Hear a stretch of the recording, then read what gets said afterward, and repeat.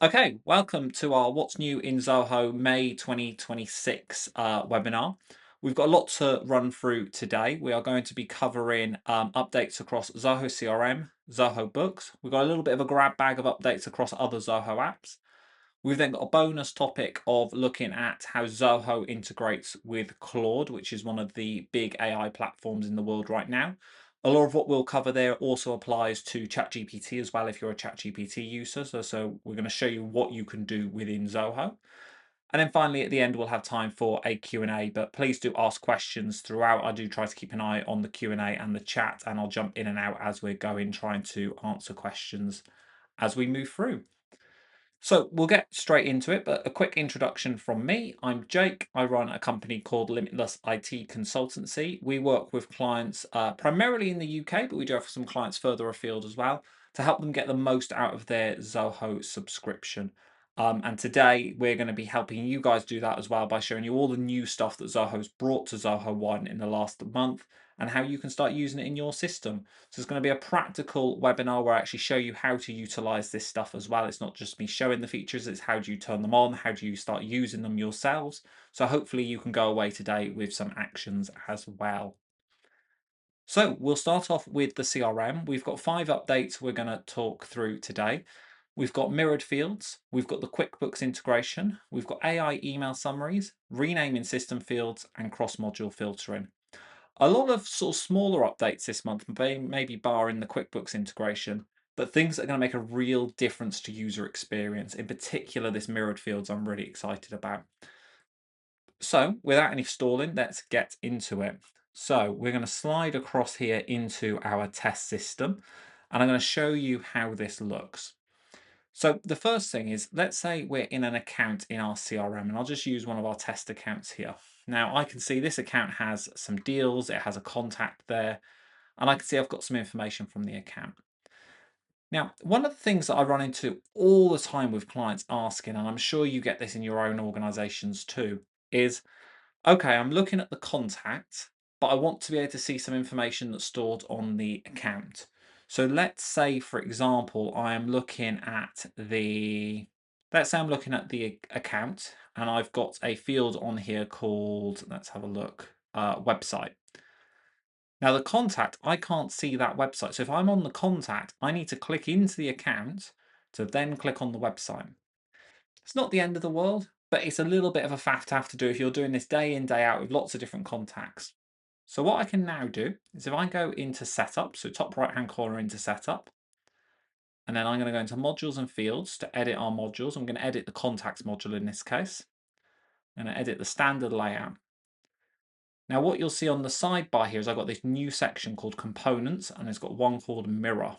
Now what this allows me to do is drag in that mirrored component, and I'm going to choose where it's going to come from. So I'm going to say this is going to mirror data from the account, and it's going to mirror the website field. I'm going to hit done. I'm going to hit save. Now what's going to happen is if I now look at my account, I've got my website here. If I now go into my contact, I can now see that website now automatically shows on the contact. So really, really simple feature, but really, really useful. I can now click into that straight from the contact. The other place I think this is going to be really valuable is on deals. One of the things that comes up a lot when I'm working with clients is I'm looking at a deal. Now I need to click into the contact to be able to see the contact's job title or the contact's email, the contact's phone number. What I can now do again is I can go into the deal and I can use mirrored fields to pull that data directly from the contact and show it on the deal. So again, it just makes things much easier. You can see I've actually done a test here already with the email, but we'll do a different one now. We will pull through let's say we're going to pull through the fax. Can't imagine many of these have a fax number in them, but we will have a look. So I will go into a deal. If I refresh here, you can see the fax is empty. But now if I go into the contact and I put something in the fax field, I'll be honest, I've never used a fax in my life, so I have no idea what a fax number looks like, but that might be a reflection of my age maybe. And now if I go back into the deal, you can now see that fax number is there instantly. So historically, the way you'd have to do this is write a custom function and have to somehow keep two fields in sync constantly. And inevitably, something would always get out of sync or wouldn't quite work as you wanted it to. This is built in, it's instant, it's really, really easy to use. Um, Now, the other benefit here as well is you can do this with multiple fields as well. So you can see I've already got two. There is a limit depending on your subscription level, but it's quite generous. So I think on Zoho One, I think it's 20 you can have. So there's quite a lot of options in terms of that data that you can pull through. The only real downside I can see is this isn't editable. So if I need to edit the facts, I then would need to click into the contact and edit it on the contact. It would then appear updated on the deal, but it's not editable on the deal. So just something to know there. I can see we've got a question here from Susan. What if you could have multiple deals on one account? Does it override or append?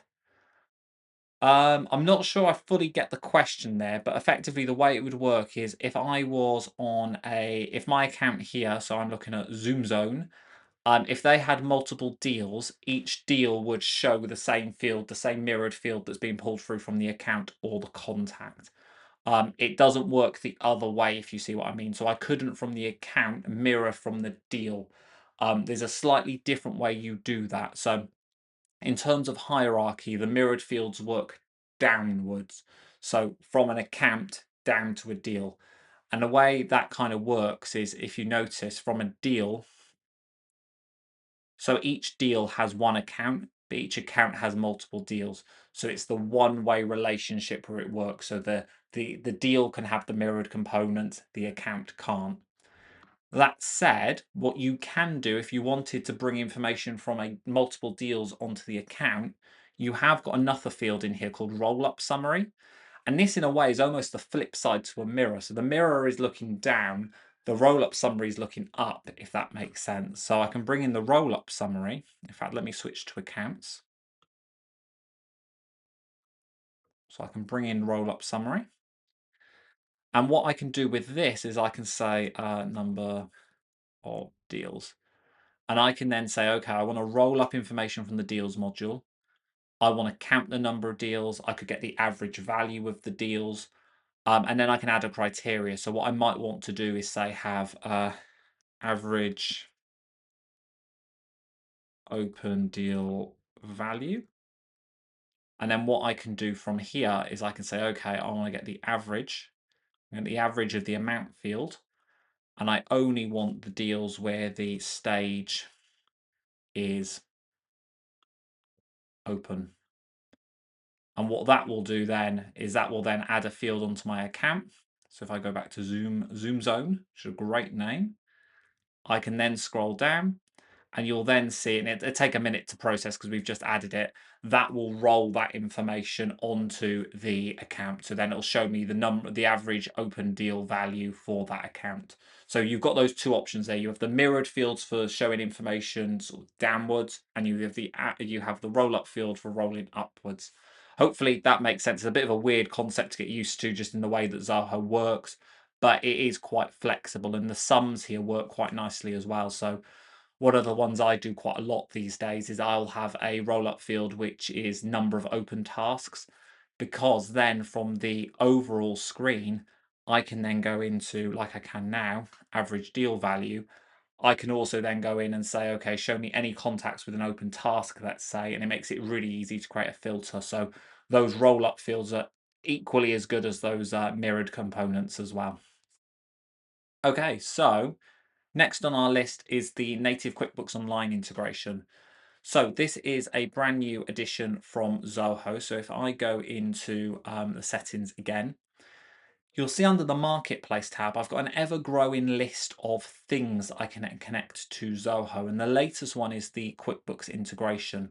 Now, unfortunately, I can't do the full QuickBooks integration in this session, partly because it's going to take a little while to do. But the way the QuickBooks integration works is when you click install, you'll log in with your QuickBooks account. It will then take you to a configuration screen, and it will actually allow you to automatically sync your contacts, your accounts, and your invoices to and from QuickBooks. So the way it will work is you can create an invoice in the invoices module in CRM, and that invoice will automatically sync into QuickBooks. This is a really great integration. Now, I'm personally hoping they do this for Zero as well. My inkling is that because they've done it for QuickBooks, the chances are they probably will look to do this now for other finance tools as well. But it's a big bonus for clients that are using QuickBooks. It means we no longer need to do a custom integration to do that. So definitely worth checking out. And it's worth looking at the rest of what's in this marketplace list as well. If you go into the All tab, you've got extensions and plugins made by all sorts of third-party developers. I'll be honest, not all of them are particularly amazing. There are some good ones in there, but all of the options below are all built by Zoho, and there's some really good stuff in here. So, for example, in the Microsoft one, you can sync your Microsoft calendar with the Zoho calendar, which means if you've got a meeting booked with somebody in your Outlook calendar, it will show up as a meeting in Zoho CRM, which is great for reporting. But you can also sync your contacts, and this is great because it means when someone emails you, if their details are already in the CRM, it will automatically show up in the email. So all of that kind of stuff that you'd expect. Likewise, in Google, you can sync your Google Calendar, your Google Contacts, you can connect to Google Ads. So it's worth exploring that marketplace section because there's quite a lot in there, including what's only been added last year is the ability to map leads from LinkedIn, Facebook, and TikTok into the CRM as well. Now, this is through a separate plugin that Zoho has developed called Lead Chain. There's an additional cost to doing this. You get 50 free leads per month through it. After that, you have to pay Zoho a little bit extra. But what this means is if you're running advertising on LinkedIn and you say have a LinkedIn form that people fill in, you can map that form directly to the CRM. So as soon as somebody fills it in, they come through with a lead in the CRM. Most importantly, with all the metadata, so the UTM tracking and everything else, all comes back into your system. So definitely worth exploring that section of the CRM because a lot of people don't look at this, but there's a lot of powerful stuff in there. Okay, so next thing we're going to look at is some AI email summaries and some general AI summaries. So the first thing you're going to want to do is within Zoho's CRM setup, we're going to want to go down into this hidden bit at the bottom, the ZIA or ZIA, depending on who you ask, settings. Now there's a whole load of settings in here. I'm going to skip over some of these today because it's probably a separate webinar, things like agents. But if you go through here, what you'll see is a load of options in terms of data enrichment, predictions, recommendations, communication. Lots of different little AI tools are already built into Zoho that you can just switch on. The one that you're going to want to switch on though is down in models. Now, enabling any of the models here is what then allows you to use the intelligence within CRM to ask questions around records and look at email summaries and things like that. Now, what's nice about the model section is you can use Zoho's own model. And I'll be honest, their own AI model is a little bit limited. It's not the best, but you can also connect third-party models as well. So you can see we've connected OpenAI here. Now, there is a caveat here. If you connect a third party, you will pay for the usage of that model with the third party. Zoho doesn't charge you anything, but OpenAI will, or Anthropic will, or Google will, whoever you decide to go with. But it makes the models much, much more powerful. So I'll show you an example of how this looks. If we go back into our CRM, in fact, let's look at Zoom Zone just because I like the name. You will see at the top here, I've now got this record assistant button, and this is where I can access my AI. In fact, I'll just refresh a moment just because I made a change then. So when I click on there, that will then load up my AI. Now, if I've got multiple models enabled, I can switch between them. So I can switch between Zoho's model and the OpenAI model. And that will then allow me to talk to OpenAI and ask questions about this account. Now, this is all fake data, so I don't know if a company called ZoomZone exists, but it looks like it does. So let me ask OpenAI here. So can you tell me more about the company ZoomZone? So that will now send the request and it's going to start looking at the additional information. Fortunately, it looks like it doesn't have any more information on Zoom Zone, so probably a bad example because it's not a well-known company. But what it also allows me to do is query information about the record. Now, if I have a record in here with notes, so let me have a look for a moment for a contact with some notes, which I think we've got in here. Let's apply, there we go. So I've got some notes here on this record, so I can open that up. And if I scroll down, you can see there's a couple of notes in there that I've done as a test. So I can now click my record assistant. It's going to load up. I can switch between models. By the way, if you don't want to switch between models and you always want OpenAI, you can just turn off Zoho's model and then it will just default to OpenAI as well. So I can now say, give me a summary of this contact based on the fields and notes added. Now, obviously, this is hard to demo when it's really hard to demo as it turns out when we're in a test system because we don't have a great deal of information in here because we're not using this as a real CRM. However, where I've seen this work really well is if you're a sales team and you're creating deals or you're creating contacts or accounts and you're adding notes, this is a great way to get an update on what's going on because you can go into that and you might have 100 different notes in there over the lifespan of that particular contact. You can go in and you can query, you can ask questions. Let's just see, see if we can make a difference. If we use Zoho's own model, does it give us anything? There we go. So in fact, let me give it a record summary. So in Zoho's model, I can click these three little lines and I can actually give it, ask it for a specific thing. Here we go. So now it is now going through and giving me a record summary. So it's a relatively lightweight summary because again, there's not a great deal of information on here, but you can imagine if you're using this in your real CRM, where you've got a load of different contact information, you've got notes, you've got your emails, you've got call history, how useful this would be. So for example, again, I can go into note summary and it'll give me a summary of my notes. Obviously in this case, there's not enough content because we've only got a couple of test notes in there. So I recommend turning this on. So just again, the way you do that is into setup, then under Zaya, and it's specifically models, and you want to enable the model. You may notice when you first turn this on, it might take a couple of hours before the special icon up here appears. It's just because Zoho's basically got to go through your data to start understanding and building the context to then use for these models.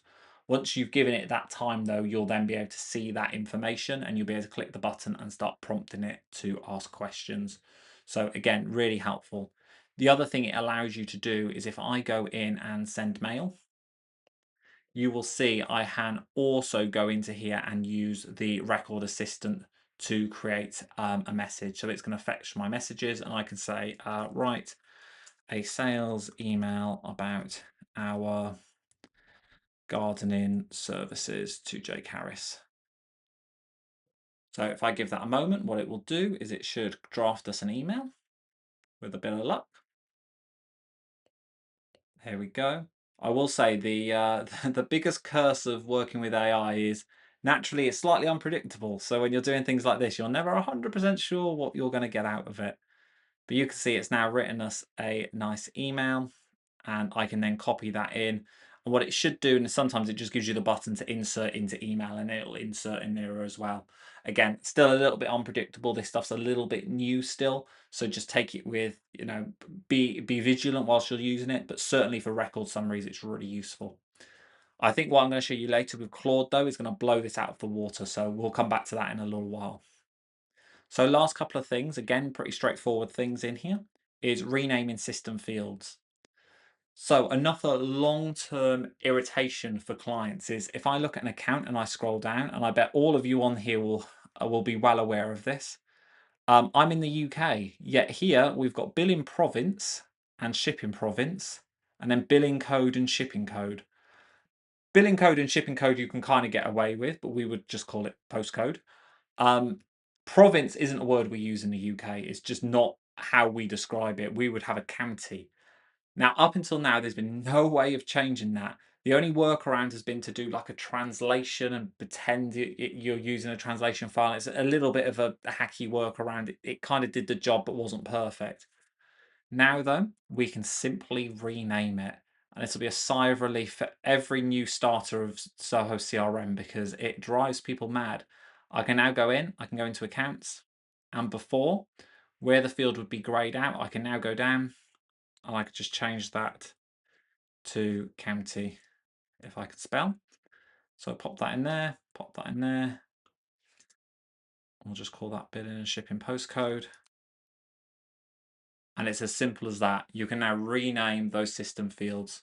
And that goes for any system field as well. So things like account name, account owner, any of those system fields. So the other one actually that I often rename is when you go into leads, for example, there is a field in here called, somewhere in here, it is usually out of the box just called title. And again, confuses people because they think it might be, is it Mr. or Mrs., that kind of thing. What it actually means is job title. So again, we can now rename that to make it much easier to use. So it's a silly little thing, but it makes a big difference to the usability of the overall system. And then our final thing in the CRM today is cross-module filtering. So this has actually been live for a little while, but they've made some big improvements to it recently. So what this now allows us to do is when I'm in any module, I can now go in and I can create a custom view, and I've always been able to do this. But when I create the custom view, I can now create a custom view based on data in related modules.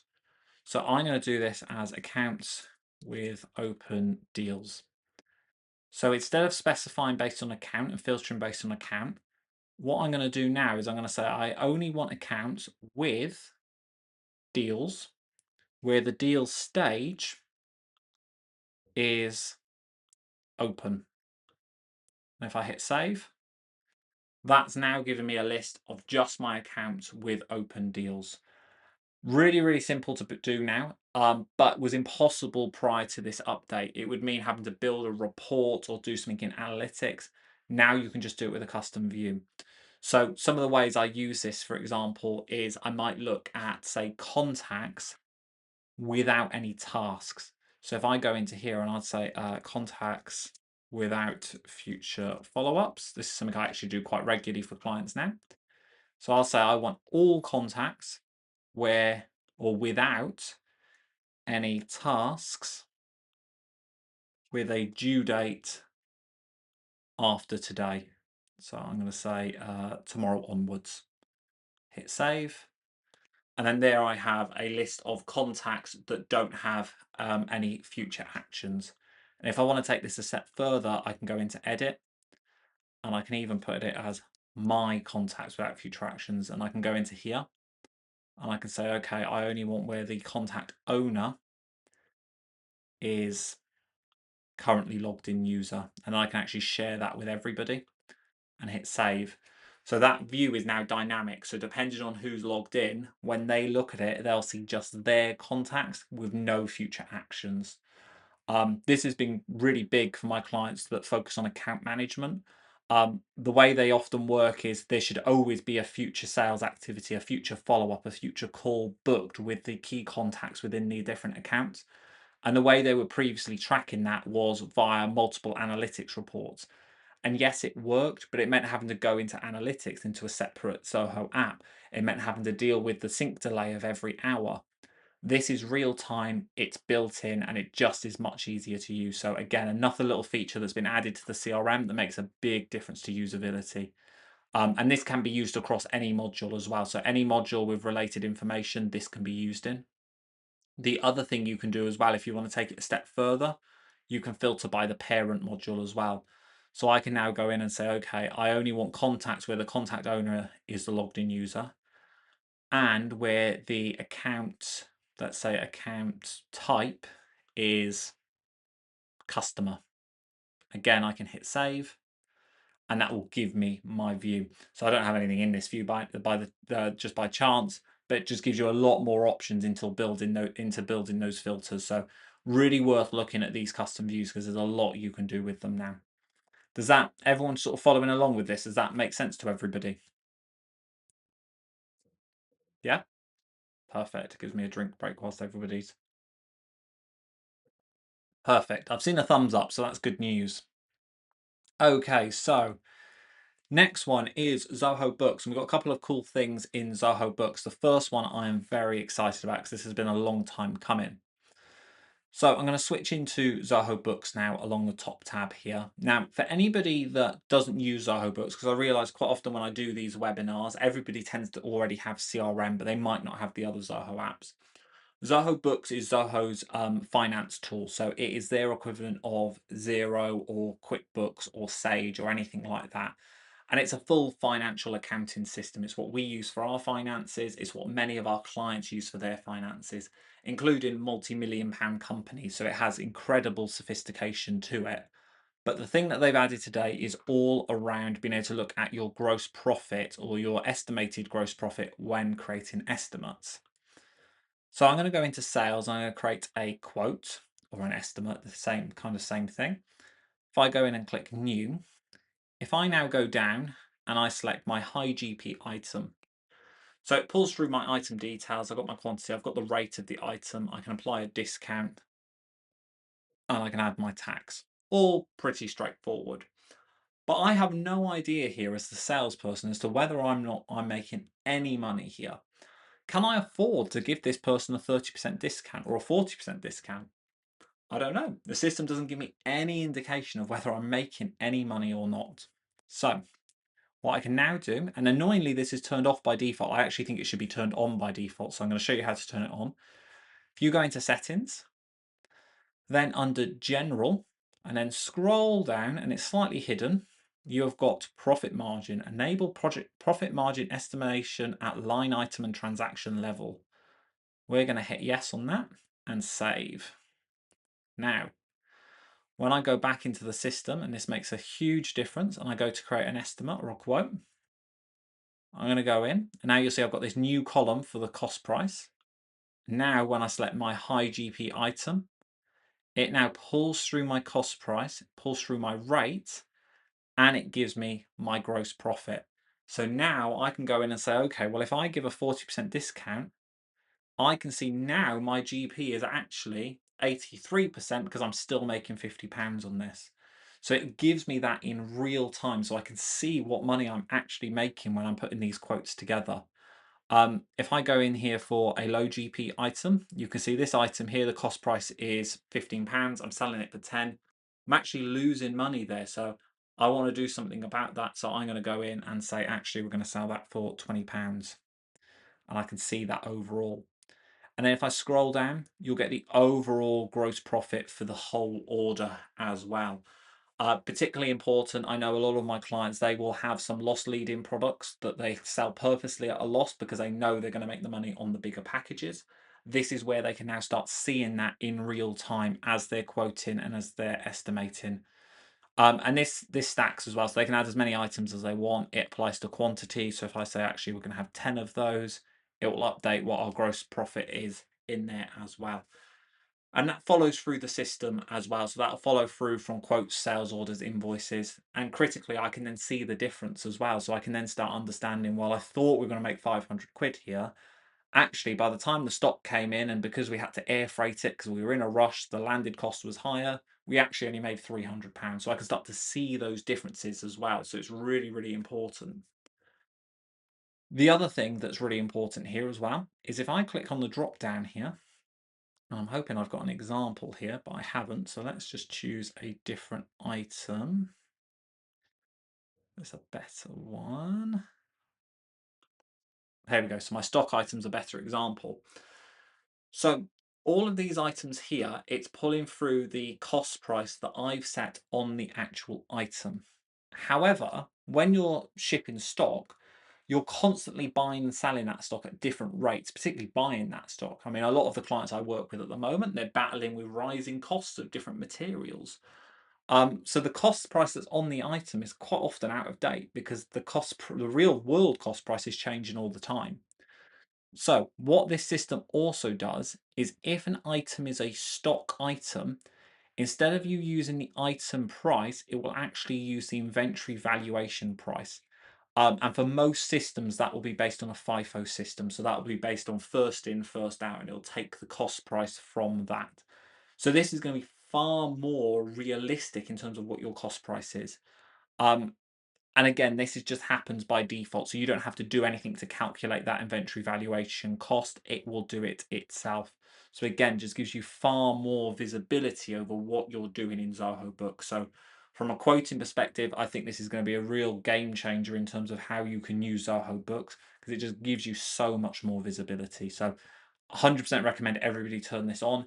Even if you're not a client or not a customer or not a user that thinks about GP on a per line basis, I'd still recommend having it on, because it gives you that overview as well, which you can then use in reporting. So it's a really powerful new feature that they've added, and kind of added as a little bit of a hidden gem, actually. I don't know why they've not made a bigger deal of it. I don't know why they've not just turned it on by default, but yeah, a huge improvement. So 100% recommend turning that on. The next thing we're going to talk about is under the document section. So unfortunately, as a company, you will get a lot of bills, and you have to enter those bills into your financial system. So Zoho has long had a feature where you're able to upload receipts, it's scanned, and you can then create bills from it. But you had to pay extra for that. Zoho has now changed that, so that's now included with your Zoho subscription. Now, it will depend on what your Zoho subscription is to how many receipt scans you get included per month, but from what I've seen, the numbers are pretty generous. And the way this works is I can go in, I can take an invoice and drop it in here, and it will scan that invoice. So this is actually my invoice from Anthropic for Claude. As you can see, it's done that. And I can then go in and I can then create a bill. And now, instead of me entering all of this information manually, it's pulled it out for me. And all I've got to do is correct any details that are needed. So in this case, it's a new vendor. So I'm going to hit add new vendor, put my VAT treatment in there, and I can go through and fill out the details, but much quicker than having to enter things manually, particularly if it's a long invoice. This is an easy one because it's just one line, but if you've got an invoice with 50 different line items, this will do it almost in an instant. Doing it manually could take you an hour. So we'll save that. Oh, just need to save, select an account type. There we go. We'll say it is that particular account. And that is now created as a bill. So again, built-in feature, a lot of people don't know about this, and that's now becoming free, so you'll no longer need to buy add-ons to have to do this. The other thing I recommend is you can configure, if I hit the configure button, a special email address.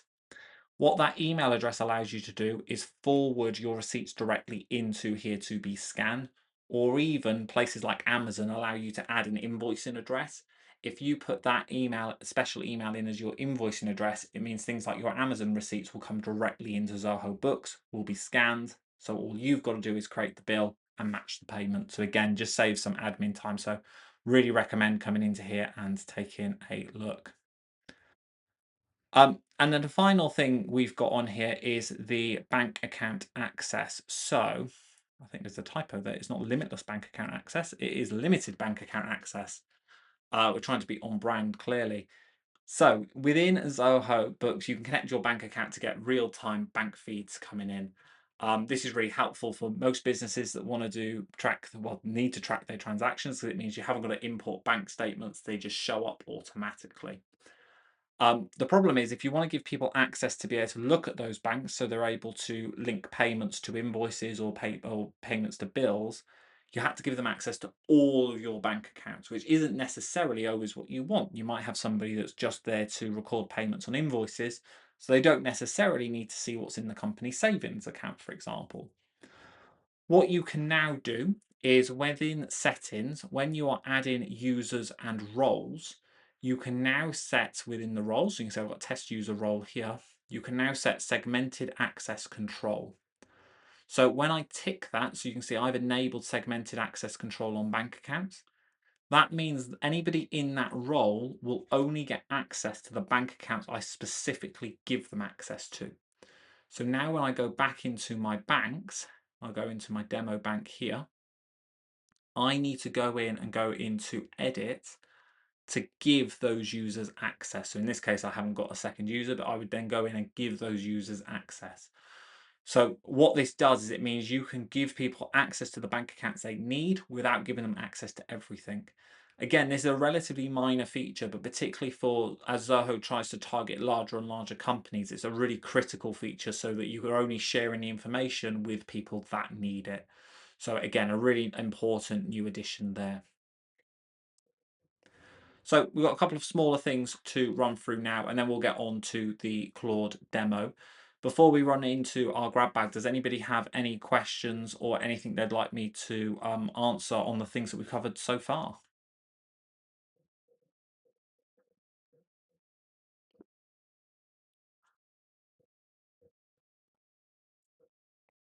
No, that is all good. Okay, so couple of new things we've got in here. We're going to start on Zoho Analytics. We've got a quick thing on Zoho Projects and then a quick thing on Zoho Mail. So we're going to start with Zoho Analytics. So if you're new to Zoho Analytics is a reporting platform that allows you to connect data from across all of your Zoho apps, but also lots of third-party apps to build live dashboards of information for your company.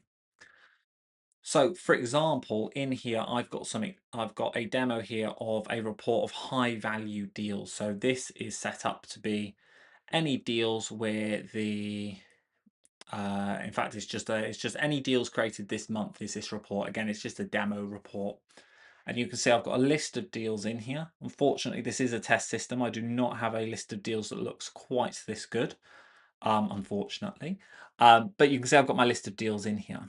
Now, the report is great. The report gives you the information, but it doesn't take any action for you.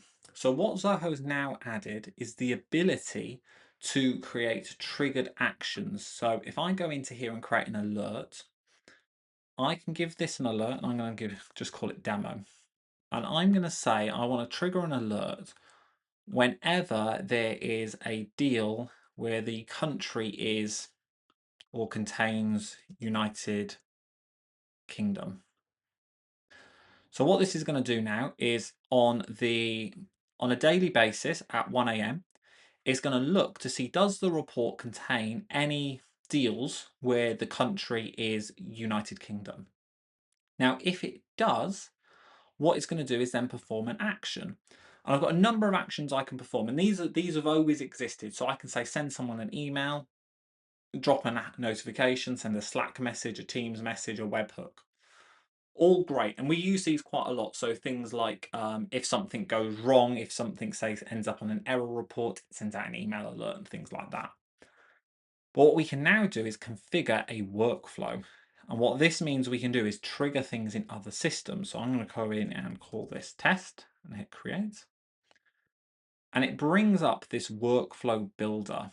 And this allows me to now build a workflow off of the back of my report.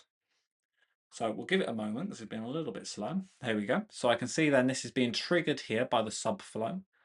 But I can now go in and I can now trigger actions across all of these apps. I think there's about 500 in here. You can see there's absolutely loads in here. So let's say, for example, I want to trigger I don't know, a task being created in ClickUp whenever a new deal in the UK is created. I can now go in and I can search for ClickUp, and I can now go in and I can trigger it to create a task. And I can go out and I can build that process out. And I can actually do multiple steps here as well. So it might be that it creates a ClickUp task, it sends an email, and then it invites somebody into the ClickUp board, all within the report. Now, the thing that most people are probably thinking at this stage, I imagine, is when would I use this? Because it's a bit of a niche feature, but I think it's still important. And the way that I think this is going to be used most is when you want to trigger actions based on an aggregated amount of data. So for example, what I mean here is, let's say you've got a number of deals in the system, and you want to know, well, if the deal value ever drops below, say, 50K in the pipeline, we need to alert a load of people, or we need to trigger a certain action. Now, you could do that in a CRM. You could have a scheduled automation that runs every day, and you have to write a load of code that counts up the value of all the deals and then triggers something if the value is below. But that would involve writing code. It involves having a schedule that can either run, I think, every 2 hours at most.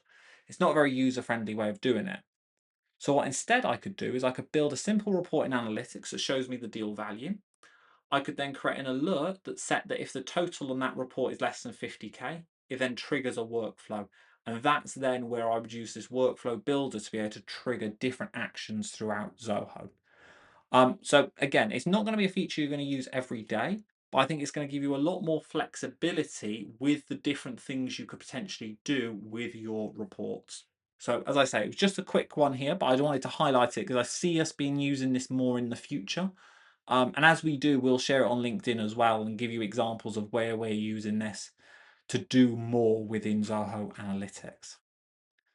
So next up we've got is Zoho Projects. And this time we're going to be looking at the summary fields.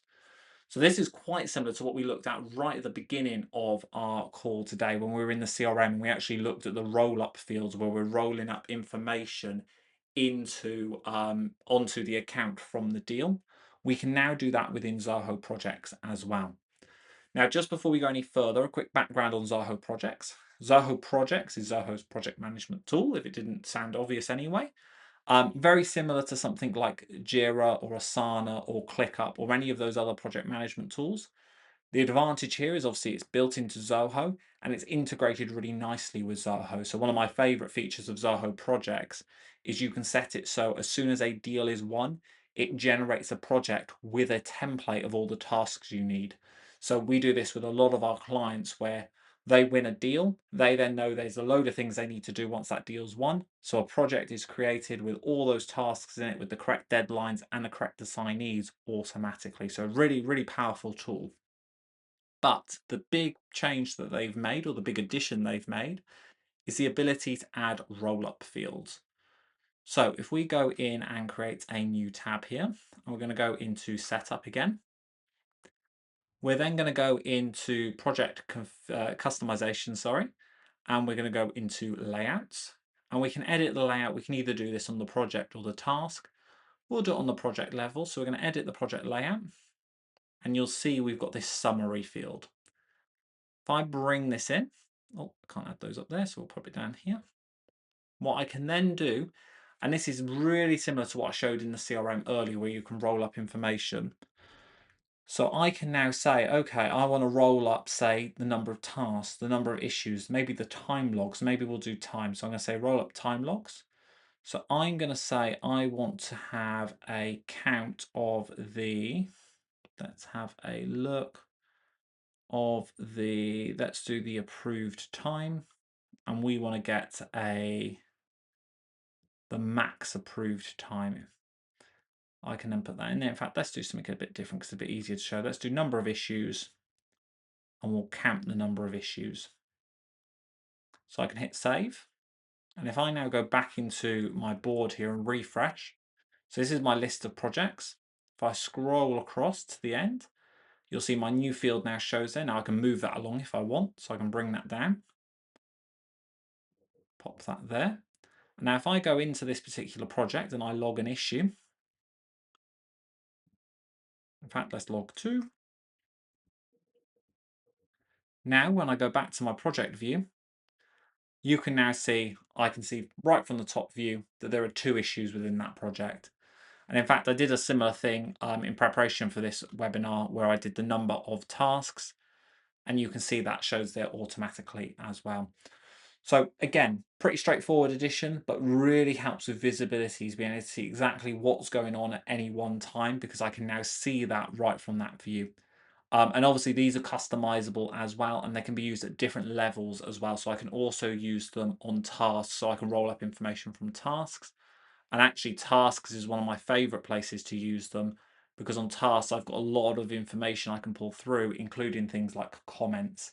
So one of my favorite things to do is look at how many comments there are on something, because that's quite often an easy way of being able to see, well, where a task being processed and where everything's been forgotten about is whether or not people are commenting and updating the status of those tasks. So again, another small but really useful feature in Zoho Projects. Then the final one we've got is Zoho Mail. So I'm just going to switch into Zoho Mail quickly. We'll open this up, access Zoho Mail. Oh, you can see here's my subscription to Claude. Now this is a test mail system in here as well. There's nothing we need to worry about sharing in here. But what we have now got is, and we'll see if it's going to show up. because this is brand new, is there is now the ability to create a catch-all email address in Zoho Mail. Now, what this means is if you're using Zoho Mail and somebody emails you, so let's say my email, which it is here, is jake@gardenskylines.com. Let's say somebody accidentally thinks it's my first and last name and they put jake.harris@gardenskylines.com. Currently, that email's just going to bounce and I will never get it. The end user might get a bounce back and they might then realize they've got it wrong and send it to the right place. But otherwise, that email's lost.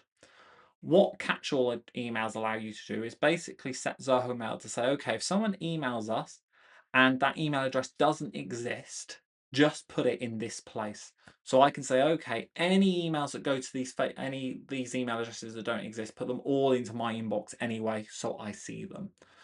Um, Particularly helpful things like customer support, where customers might not get the right email, they might mistake a typo or something like that. It will still come through. The only bit you've got to get right is the after the at, because effectively that is then how they know it goes to your Zoho Mail. If they get that bit after the at wrong, unfortunately, there's nothing Zoho can do there. But it's a useful little feature, that catch-all email address, to be able to make sure you're getting all of the emails that are coming through. So again, another little feature that is really powerful. So next thing I want to talk about is our bonus topic of how we can use Claude by Anthropic and Zoho together to start utilizing AI more with Zoho. I've just seen there's a question as well about QuickBooks. The integration, I'm afraid, is only available for QuickBooks Online. It's not available for the desktop edition. And if I'm honest, I doubt there will be any change to that. I think QuickBooks' long-term picture is probably to be all online anyway. And I think that's where Zoho's focused on building those integrations. So it's only QuickBooks Online, I'm afraid. Okay, so let's get into talking about Claude and Zoho. So, if you're new to AI, there's lots of different AI tools out in the world at the moment. The two probably biggest, or the three biggest right now, are ChatGPT by OpenAI, Claude by a company called Anthropic, and Copilot by Microsoft. There's also Google Gemini as well if you're a Google business. So you've got quite a few different options. Now, most of them work in a pretty similar way. They have some slight different skills and strengths and things like that. Internally at Limitless, we use Claude. It's actually what Zoho use. Zoho use Claude as well, and it's generally what we recommend to our clients. We have a subscription to all of the different AI platforms because we see it as important that we're taking time to understand what works well. And consistently, Claude has performed the best for the things we're looking to do as a business. So I wanted to give you an example of the types of things we're doing in Claude and how they could be useful to you. Now, I suspect there'll be questions on this, so please do ask them as we're going through, and I'll make sure to try and answer them all as we go. So to get started, I'm going to open up Claude. So I have it just here. Now I've created a Claude account. This is a test system, but I have paid for it, partly because the usage limits on the free version of Claude are quite limited. And there are some stuff you can only do on the paid edition that I wanted to be able to demonstrate. So right now I don't have anything connected to Claude. So if I ask it, who is in my CRM? Oh, it's not going to know because it doesn't have that information right now. So you're going to say, oh, there you go, I'll tell you I don't have any CRM information.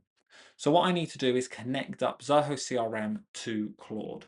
So the way I'm going to do that is from Claude, I'm going to go into Customize. I'm going to go into Connectors. And then you'll see I've got not connected. You can see Zoho CRM here because I connected it previously. What you'll want to do is hit the plus button, go to Browse Connectors, and then search for Zoho. And you'll see there's a couple there at the moment. They're adding more all the time. Literally today, they added Zoho Analytics. But you can see you've got Zoho CRM, Zoho Projects, Zoho Books, and Zoho Desk. Add whichever ones you're using within Zoho. Today, I'm going to focus on CRM, but the other tools as well work in a similar fashion. And when you hit add, it will then take you to a screen to connect your Zoho. So I'm going to go in and it may ask you which version of your Zoho you're going to connect because I've got a sandbox system. In my case, I'm going to connect the CRM, the production system. Then it's going to give me a long list of everything it can do. Now, this looks quite scary because you can see you're giving access of all of these abilities to Claude. It won't do any of them without asking you first. So don't be afraid at this stage. So I'm going to go in and allow and hit accept. Now, that'll take a second and you will see it's now shown up as a connector. And what you'll see is it's listed all of the things it can do. And then out of the box, everything will need approval, as you can see here. So you can see all the read-only tools and all of the write tools all need approval. Now, I've gone in here before and played around with this, which is why some of these are already changed.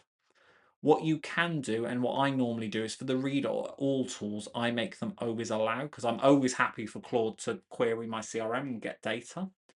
But then for the write and delete tools, I will change it. So I will say, okay, you can write things without asking me. But if you want to delete something, you're either going to be blocked or you'll need to ask permission.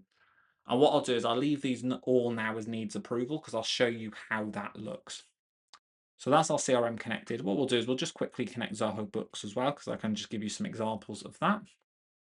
Be exactly the same thing. You may notice it'll ask you for what version you're using. What you care about is at the end, when you look at Zoho, it'll be either .eu or .com for pretty much everybody that's watching this webinar. If it's .eu, you want Europe. If it's .com, you want US. Obviously, if you're any of these other regions as well, you want to select a specific region for you guys as well. Most of my clients and most of the people on here tend to be the top two. So I'm going to say it's Europe. I'm going to hit connect. And again, it's going to open a new tab. It's going to show me all the things it can do. I'm going to hit accept. And we'll give it a moment. And then again, it has connected all of that information. Again, all the read-only stuff, I'm going to say it can allow. All of the needs approval, I'm going to leave as that for the time being. So now I can go back to my chat and now I can start asking it about things that are happening in my CRM. And these are things that I could look up in my CRM, I might have a report for, but sometimes just asking Claude is way quicker than doing it in a manual fashion.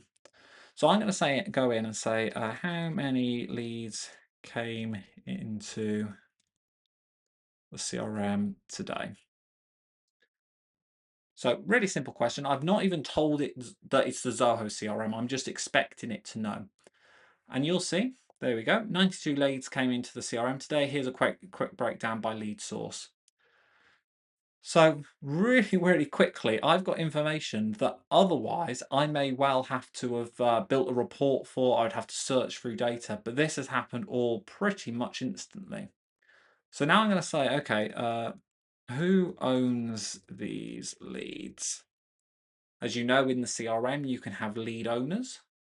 So I'm going to ask it who owns them all. So it's going to search that information. So the 92 leads are split between 81 are owned by Kirsty and 11 are owned by me. So I'm actually going to say, can you assign them all to me, please? I'll put the please on there. I feel like you have to be polite. Could you let me know your name? This is a new Claude account, so it hasn't quite learned who I am at this point. Once you've used it for a while, it'll realise who you are, and it will no longer ask. Okay, so you can see now, because I have asked it for to actually update something, it's now asking for my approval. So I can always allow, or I can allow once. In my case, I'm going to go in and allow once. So it's now going to go through and do that. And what I might find is it may ask me again because it may need to make the request to Zoho more than once. So there we go. It's now done that. So let's go into the CRM. Let's look at my leads. I'm looking at today's leads already. And we can see now all of them are now assigned to me. So there we go. That has now worked. So again, something I could do manually, but might take a little while, I've now been able to do automatically. So what I can also see is there's quite a few here that don't have company names, but they've all got emails. What that means is we can probably pull out who the company is based on the email. So what I'm going to say is, can you date the leads without a company name to fill it in based on the email? address. And again, I can hit enter. It's going to go away and do that work for us. So things that in this case would be really quite manual, I can now get Zoho to do automatically for me. And it's going to go through and you can see it's pulling out company names. It's not going to be perfect, but it's going to give us more than what we did. So it's going to go through, it's listing them all. Again, it's asking me, am I allowed to update records? I'm going to say always allow for now because this is a test system. I'm not too worried about what it's doing. So now it's gone through and you can see it's even cleaned them up for me. So this one here for Bible Gateway has been cleaned up. So if we go into here and refresh, look at that. That data is now much cleaner. You can see I've got my company in there and I haven't had to do anything. It's taken literally seconds for Claude to do this. Something that, yes, I could have done manually, but would have taken a lot of time to do. And you can see that's all gone in there. There was one in there that didn't have an email, so they've not been updated. Okay, so let's do something slightly different. Let's say I have a load of leads from an event. So I'm going to go in, I'm going to get a fake data generator. And let's say I have a load of leads that are coming from an event. So I've got the ID, first name, last name. We don't need gender. And let's say there's 40 of them. And I'm going to generate some fake data here. And in fact, what I'm going to do is I'm going to say some of these are, the first name's blank. Let's say 20% are blank. I'm going to generate data. So that's now just generated an Excel for me with just some fake data in it. And I'll bring that over here so you can see it. Here we go. So I've now got 40 leads in here with information. So now again, I could import that manually into the CRM, but I'm feeling particularly lazy today. So I'm just going to drag this in and I'm going to say, can you import these into leads? And in theory, what it's going to do is it's going to look at that file, it's going to dissect the details from that file, and then it's automatically going to go ahead and do it. And you can see it's even been clever because I've already asked it about mapping the company name based on the domain. It's going to do that for me automatically. It's also asking me now, am I allowed to create records? Again, I'm going to click always allow because I'm not too worried about it doing that. So it's going to go away and make those records. So I think when we looked previously, we had 92 records. So in theory, in a moment, we will see a load more. You can see the company name was inferred from the email address. 12 records were missing their first name. Great, we knew that, that was all good. So if I now go into here and refresh, you can now see I've now got 132. And if I just sort by this descending, which I have done, you can see here we go. Here is our contact here. If I go into our Excel spreadsheet, wherever it's gone, and just search for this person, you can see there they are. And as you can see, we didn't have a company name there. We had an email address, but Zoho has correctly identified this person as, based on their email, that they're from Barnes & Noble. So it's filled that in for me automatically. So a really quick way of being able to import data. It's really, really powerful. I can see we've got a question here. Can this be set up for my team and will my users be able to perform the task you are demoing? I'm assuming permissions can be set by the Zoho user's permission. Yes, so can this be set up for my team? That's from a client, so I'm expecting that's going on my ClickUp board to get done for them. But yes, absolutely. The way this works is each person, when they get access to Claude or OpenAI, whatever tool you decide to use, they will go in and once you've installed the connection, they will go in and actually go in. So like I've got GitHub here, each user will need to connect CRM or Zoho Books themselves, and they will only have access based on their permissions module in the CRM. So if that user doesn't have access to delete in the CRM, they won't have the ability to delete via the connector. So it's all based on their Zoho permissions, their CRM permissions they've already got in the system. So it's quite a nice way of working because Zoho's already got quite a good way of managing those permissions. It all just rolls into what is within Claude, which can work quite nicely. So we've got that in there now. You can see I've had that conversation. It's imported the data. All of this is looking great. We're really happy with this. But let's say I want to go maybe a step further now. I've got my leads in here. But let's say I want to get some more leads. So what I've done is I've connected a tool called Apollo. Apollo is a data enrichment and a lead list generation tool. It is a paid tool, but I'm just going to use it here as a demo. There are other tools that can do this kind of thing as well. I'm going to say use Apollo to find some leads for my gardening business in Hastings, UK, then add them to the CRM. Start with 10 new leads. Okay, so now I've given Claude a little bit more of a sophisticated prompt. I've asked it to go ahead and first of all use Apollo, a separate tool, to go and find me some new contacts. Once it's found those contacts, I then want it to go ahead and add those contacts into my CRM. So this is the point where I'm starting to get to around not quite agent territory because I'm still doing this manually, but I'm going through and almost automating lead generation here. So these are real people. These are real people that have been found via Apollo. You can see I'm not too far from Plumpton College. You can see it's pulled up from people from Plumpton College. And it's pulled those out. And now it's going to go in and add these people to CRM. So it's just going to tell me, enriching those 10 people will consume 10 credits. Would you like me to proceed? Here are the people. Yes, proceed and add to CRM. So it's letting me know that it's going to cost me some credits in Apollo to get the full information about these people. It's now going to be thinking about that. It's going to go ahead and do that work for me. And it takes a second. Oh, it's going to ask me, am I allowed to do this? Yes, I'm going to always allow. When you first start using Claude, you're going to hit that always allow button loads just as you start getting used to it.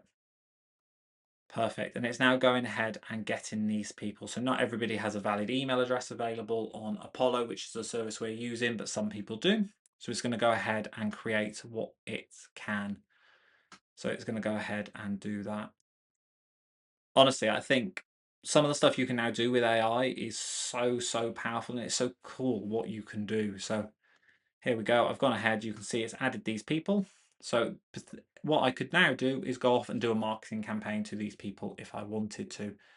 And you'll see if I go in here, it's used Apollo to gather name, email, phone number, um, all the information that is publicly available via Apollo. It has pulled through for me into my leads module so I can then do some outreach to that person.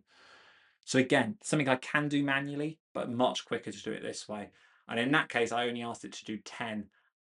In theory, you could ask it to do that for 1,000 people if you wanted to, and you can be way more specific with your parameters and tell them exactly what type of person you need. And you can see here, it's even correctly identified the lead source for me. So really powerful in terms of what you can do here. Is this making sense to everybody so far? Does anybody have any questions they want to go through? Good question from Amy. How secure is it to allow AI tools to access customer data? Oh, it's a big question for after 5 o'clock in the afternoon. So it's going to depend, and it's going to depend on one, which AI service you decide to use, and two, what subscription and how much money you decide to pay them. Every different AI platform has its own security policy. It has its own rules in terms of what it's going to use your data for. We use Anthropic, and we specifically use a paid version of Anthropic because we don't want any of our customer data to be used in any of their training.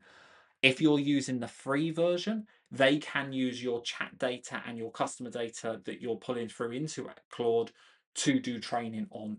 So my recommendation would be, if you're going to do this, almost certainly do it with a paid model, because straight away that gives you a better level of protection almost across the board in terms of what these companies are going to do.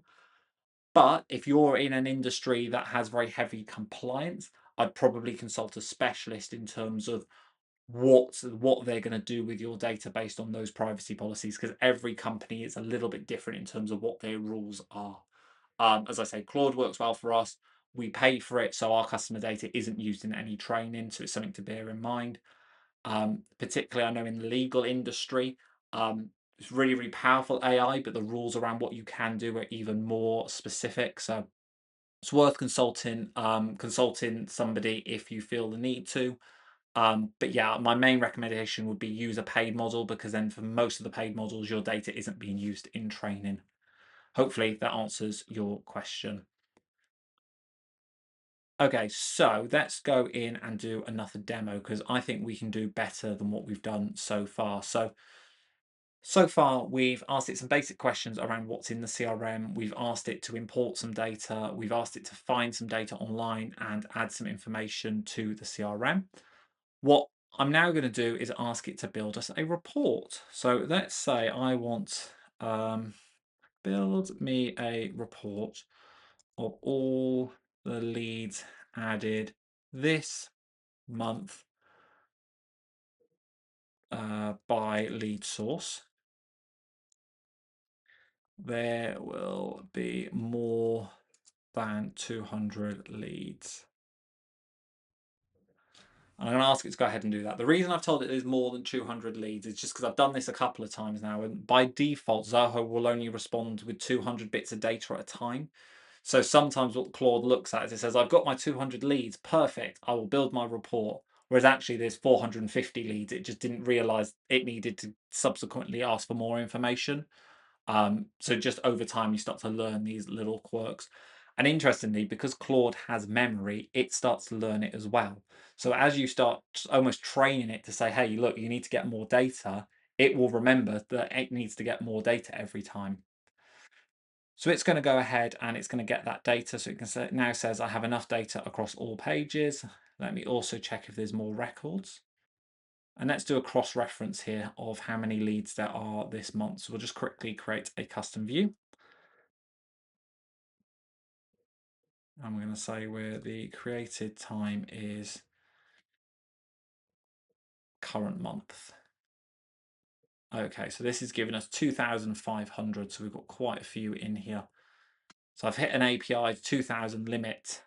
I have all the data I need. So in this case, it's run into a limit because it's trying to get more data than what's allowed. But I'll show you how we can fix this in just a moment. But what it's going to do is hopefully build us a little interactive report. So here we go. So we've got 2,000 plus leads. Top sources trade show. There's 19 lead sources. 14% are unattributed. And what it's going to do is start to build us a report. And again, this is all happening in Claude. And again, I could do this manually, but it'd take me a little bit of time. This has now done it for me automatically. And I can now see that very quickly on our chart here. And in fact, it even's going to give me a summary below, which is great. Now, that's capped at 2,000 records. So what I'm going to tell it to do, and this is going to get a little bit technical now, so I'm going to apologize, but it's worth knowing if you're going to use any of these tools, just because it's a workaround when you've got lots of data. I'm going to ask it to use the query API. So I'm going to say, I need the report to include all leads from this month. Please use the query API. Now, the reason I'm telling it that is the query API can support more records. So this will allow it to much more efficiently gather all the information. And again, you're starting to see some of the trade-offs now. Some of the stuff we did initially was really quick and easy. It didn't have a problem. Now we're starting to ask it something a little bit more complicated. It's now we're having to kind of try to explain to it almost how it needs to do some of this stuff. And again, the more we use Claude, the more Claude learns about what we're going to do. And also, the more Zoho improves its documentation, the more Claude's knowledge increases. And you can see it's just working through what we're doing here. There we go. Look, you can see good. It goes beyond 2,000. Sometimes you get some quite entertaining responses from Claude. I was working on a Word document and I just asked it a question to update something. And for whatever reason, it went a little bit rogue and it deleted half the content. And its response that it put out was just, oh no, sorry, I've made a terrible mistake. I've deleted half of your document. I was, oh, great. Luckily, you can just hit undo. So no damage was done, but it does give you a little bit of a laugh sometimes when these things happen. You can see, because I've asked it something a little bit more complicated, it's taken a little bit longer. However, you can see now I have all the records. So it can now go ahead and it's now going to be able to build that report for us with that different information. So it'll take a second to do that, but it's now building, so I can now see total leads, what's going on, and all of the information. Now, here's the pro tip, because what I might want to do now is see this report every month, every week, whatever it might want to be. But I don't want to have to keep rebuilding this every time I do it, because I'll have to wait for Claude to do it. So what I'm going to do is I'm going to say, this is great. Can you write some project instructions so you can do this every month? So what I'm going to tell Claude to do now is look back at everything it's just done and now write some instructions for itself to make it easier for it to do this when we want to do it every month. So it's going to go away now and write its own instructions. And this is one of the best ways to use any AI tool, is almost start with the end in mind, get it to solve its problem, write its own instructions, and then use that as your starting point. Don't try and write the instructions yourself. So that's going to take a second. And again, because we're asking it some stuff that's slightly more complicated, it's going to take a little bit more time to do this. But you can see it's spinning through what it's doing. As that's doing that, what I'm going to do, oh, here we go, it's actually done already. So it's now created an instruction file for what needs to be done. Now, I'm not going to worry about reading this. I'm just going to hit the copy button. And what I'm going to do is I'm now going to go into projects, and I'm going to create a new project. And I'm going to call this lead source report. And then I'm going to go into instructions. I'm going to add those instructions that it's created for itself. So, and it's even giving me an example prompt here.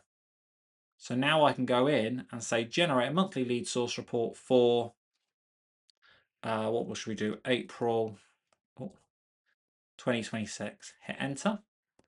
And I haven't had to give it any more information now, because now it has its project with its instructions. It remembers now how it did this before. So it's going to be able to do it again really, really quickly, because it's not having to solve its problem again. It already knows exactly what API calls to make. It knows what the report's going to look like because it's got those instructions. So I really recommend projects, because once you've solved the problem once, turn it into a project, and then you can keep reusing that solution again and again and again. We do this all the time. So I'm going to give you a couple more examples whilst that's building. I'm actually going to swipe across, because one of the problems I have when doing this is it's hard to show you really sophisticated responses because there's not enough data in our test system. So what I did earlier today is I used our real Claude, and I asked it some real questions about real data in our system. And I asked it to build, and I took some screenshots to show you exactly what came out. So the first thing I did is I said, I'm catching up with so-and-so tomorrow. Can you give me a quick refresher on the company, key people, along with a summary of their projects from ClickUp? ClickUp's what we use for project management. So you can see at the top, it did a little bit of thinking, and it said, here's your briefing for tomorrow. Now, I have gone through and I've blurred out names just so it's not sharing exactly who this is. But you can say medium-sized law firm operating a consultant-led model. Solicitors join as self-employed consultants rather than being employed. Blah, blah, blah, blah. It tells me a bit about the software they're using. Gives me a breakdown of who's on the call. So here we go. Founder and CEO. Doesn't usually join, but reference for onboarding questionnaire sign-off. Alice is one of our team. And then below it can see, okay, currently in flight, Zoho Desk, cyber policy, application form tweaks. Backlog is we've got a couple of things here, and then there's a couple of open threads here as well. So it gave me a really quick overview really easily. So it was a really good tool to use for that. I could have found this information. I could have gone into ClickUp. I could have gone into CRM. I could have looked back through some past emails. Instead, this worked great. Now, this is kind of an easier example. Now I'm going to show you an even more useful example.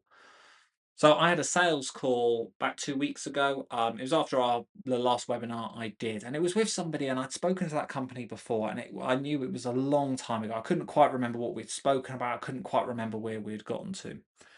So I went in and I said, I'm just about to have a sales meeting with someone from, I put their company name and the name of the person I'm talking to. I know I've spoken to them before. Can you find any notes from CRM or Fireflies? Fireflies is an AI note taker that joins all of our meetings. When you start getting into the AI world, these note takers are really, really powerful because they allow you to query information from meetings that you may have even forgotten you had because it has all of that additional context. There's a bit of background there. So, from the CRM and Fireflies to bring me back up to speed. And what it did is it went off and had a look in CRM, it had a look in Fireflies, it had a look at my emails even because I've got my emails connected. And it came back and it said, quick brief, no Fireflies transcript existed for this account. Turns out the meeting was before we'd signed up to Fireflies. But there's significant history in email and CRM. So who you're meeting, so they're a qualified lead in the CRM. They were created back in October 2025. They booked a meeting today after I sent a personal follow-up from our webinar. So again, that's great context that I might have missed otherwise, that this meeting was booked after I sent them a personal email following up of a webinar. They also registered for the What's New in Zoho webinar. You haven't actually spoken to them before. There's no phone designation or LinkedIn captured. The wider account history, this isn't a cold lead. They've been in your orbit for quite a long time. In August and September in 2025, I spoke to somebody who was head of customer success. They came in via another webinar. So again, really interesting to be able to see that coming through. So they came in via the dashboards and reports webinar that I did last year. I pointed them to a YouTube timestamp for something. She told you they have an outsourced dev partner already, but the partner is expensive on reporting, and asked about one-on-one coaching and an hourly rate. We did a 30-minute sales call where we sort of spoke about the Limitless plan, and they came back and said, unfortunately, they weren't looking for that ongoing support package now. They wanted more of a one-off thing. Fair enough, but all amazing context that, this was what, 6, 7, 8 months ago. I didn't remember all of this. I remember that I spoke to the company. I didn't remember all this context off the top of my head. And yes, some of it was noted down in CRM, but some of it was in my emails, and I probably hadn't updated the CRM quite as I should have done. This put everything together into one place. And it goes on even further. So it gives me a bit of an overview of the company. I've blurred all that out just for the sake of the client. And it says, what I'd be alive to going in. The CEO's one-off project, not a retainer position from last September. So at the time, they wanted more of a one-off project rather than our kind of ongoing subscription that we work with. This person's unknown territory. They may have a different remit. The pain points on file were around dashboards and reporting being expensive with their current partner. And it gave me all of that. And then it also mentioned in there another person. So I said, have I ever spoken to this other person before? And then it went on and told me even more. It said, yes, I have spoken to them. You had an introduction meeting back in 2024. So now we're like 2 years ago. I absolutely no recollection of this meeting. Again, it was 2 years ago. We speak to lots of people. I'm sure all the salespeople on this call, all the business owners on this call will live exactly the same. It's hard to remember something from that long ago. And it told me I had a follow-up call with them, with the CEO as well. I sent over a proposal covering lots of different stuff. There was a bit of a pushback that it was more simplistic. They wanted to get straight into doing things. They didn't want to do a process review. And it gave us a load more context. And again, it put that all together. So this, for me, is the priceless bit of what we can get out of these AI tools. This is information that existed spread out across lots of different places. Some of it was in CRM, some of it was on deals, some of it was on the contact, some of it would have been in leads, some of it was in my emails, some of it was in past meeting transcriptions. This brought it all together. So when I went into that meeting, I knew exactly who I was talking to. I knew all of the context as if we'd just had that meeting a week ago because all of it was just there. And if I want to, of course, I can go in and I can ask further questions. I can ask more follow-ups. And I can get into even more detail. But yeah, for me, this is absolutely priceless. Really, really useful tool. If we swap back here now, you will see this has now updated our report here as well. So you can now see it's built our report for April as well. You can see we've got quite a few in there that's unattributed, but trade show once again is the most popular. But this time it would have been much quicker because it already knew that context. I'll show you a couple other quick things just before we wrap up today, because I appreciate we are running out of time. I can also ask it to do things like this. So I can say, create a new lead, and let's do create a new contact for Jake Harris from Limitless IT Consultancy. Look up his details on the web and using Apollo to fill in as many fields as possible. So I'm going to ask it to do that. Now, whilst I'm here, I'm just going to explain another part of Claude. Claude has a couple of different AI models. So by default, I'm on Sonnet. Now, Sonnet is a pretty fast everyday model. It's quite clever, it's quite fast. But if I'm doing something where I really want it to think about what it's doing, it's a bit more complex, I can switch to Opus. Opus is its more powerful AI model, but it also consumes your usage a little bit quicker. If I'm doing stuff that's really basic, I can use the Haiku model, which is much quicker, but not quite as intelligent. The way I do this is Haiku I use quite a lot if I'm asking it to like, hey, check for typos in this, or hey, can you refine that? Haiku's great. It doesn't need world knowledge. It just needs to know how to read English better than I can. So I can give it that and it works great. Sonnet's what I use as a default. If I'm asking it to do something and I want it to be a bit more intelligent, I might switch to Opus. The downside of Opus is it can take a bit longer because it's going to think things through a little bit more. But we'll see what it can do. So it's going to look for my details. It's going to ask if it can use a credit. But in the meantime, it's going to see what else it can find. So I found some solid details for Jake on the web. And to be fair, that's pretty good. It's got my name right. It's got my title right. It's got my company, my email. My location's a bit out of date, but I did live in Hastings till last year. It's got my LinkedIn, my website. It's got my university on this. That's all looking good. Let's say use the credit. So I'm going to do it. It's going to use the credit. So again, it's now going to look on Apollo. And you can see, to be fair, that even without the Apollo bit, it already knew a lot of information about me. It probably didn't even need the Apollo bit. So it's now going to do that, and it's now going to create the record. So now when I go into my contacts, oh no, look, a contact already exists. Let me grab the existing record to show you what's there before you decide what to do. So here we go. It's going to work out that there's already a record there. So again, this is where the AI is great because it manages to work out what's going on.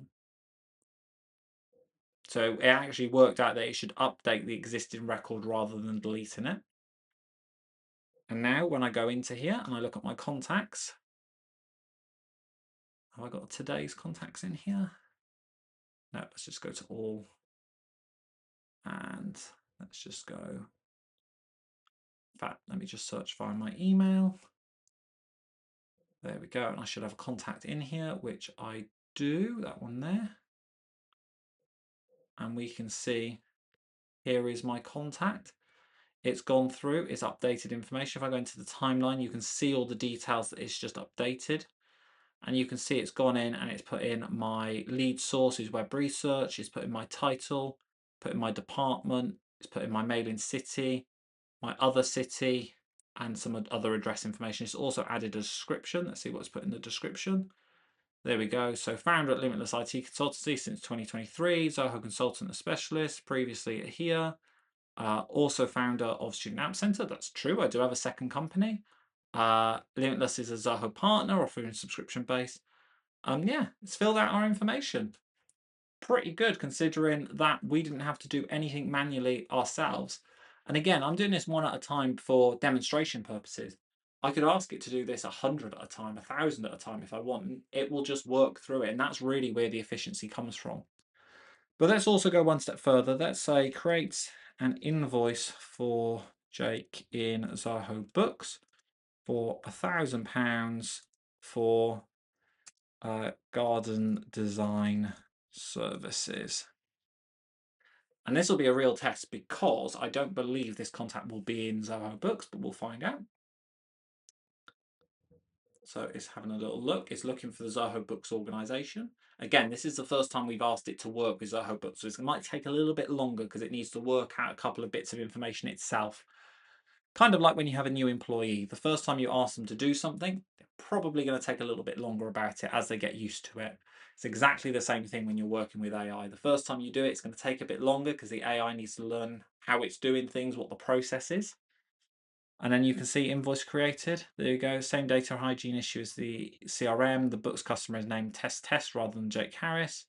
only the email matches. Want me to rename and update it? Yeah, let's say update the details to match CRM and add VAT at 20%. Perfect. So we filled in that information, hit send, and it's now going to update that record details and do that. So if we go into Zoho Books and now go into our sales and our invoices, we can see it's currently test, so it might not have updated just yet, but you can see my garden design services are in here. And if we go back into here, oh, it just needs me to allow.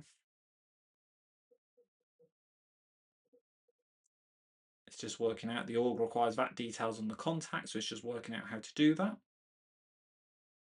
Let me retry with that specific VAT treatment. So again, it's just working through the problem. It's working out what it needs to do.